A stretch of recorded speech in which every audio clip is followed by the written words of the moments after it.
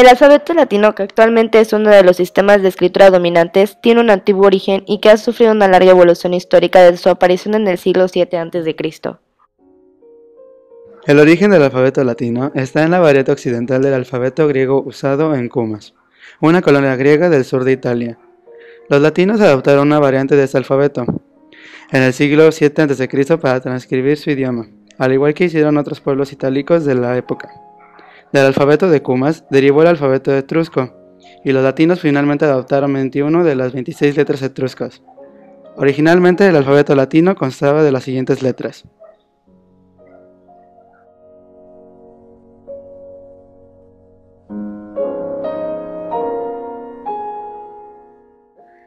En el latín arcaico, la letra K fue marginada en favor de la C.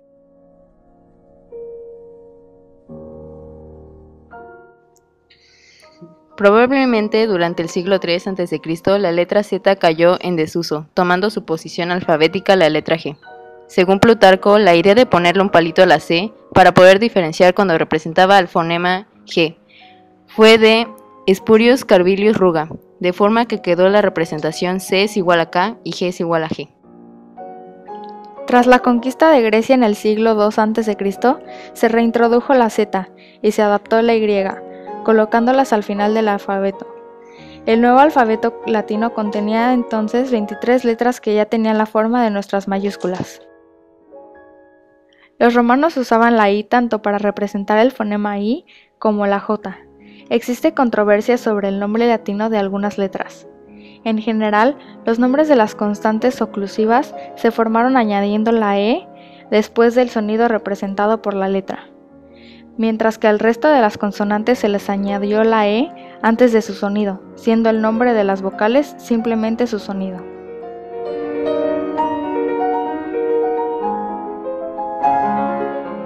Las minúsculas que no existían hasta entonces se desarrollaron a partir de la cursiva romana nueva, como las minúsculas visigóticas o merovingia. Se originaron de la evolución de las escrituras del Bajo Imperio Romano, conocidas como uncial, semiuncial y minúscula cursiva. Desde el siglo XVI se fueron diferenciando los sonidos de la J y de la I. La forma de la U se diferenciaba de la V ocasionalmente, pero la separación no se convirtió en una norma hasta el siglo XVIII. Con la aparición de la imprenta, apareció la tipografía latina con formas tomadas de varias modalidades de minúsculas al uso del siglo XV. En el siglo XVIII, al adaptarse la J y la U, quedando establecidas las 26 letras del alfabeto latino básico, tal como las conocemos actualmente. En la época colonial, el alfabeto se extendió por todo el mundo, siendo adoptado por muchas lenguas que anteriormente no tenían forma escrita o desplazando a otras escrituras.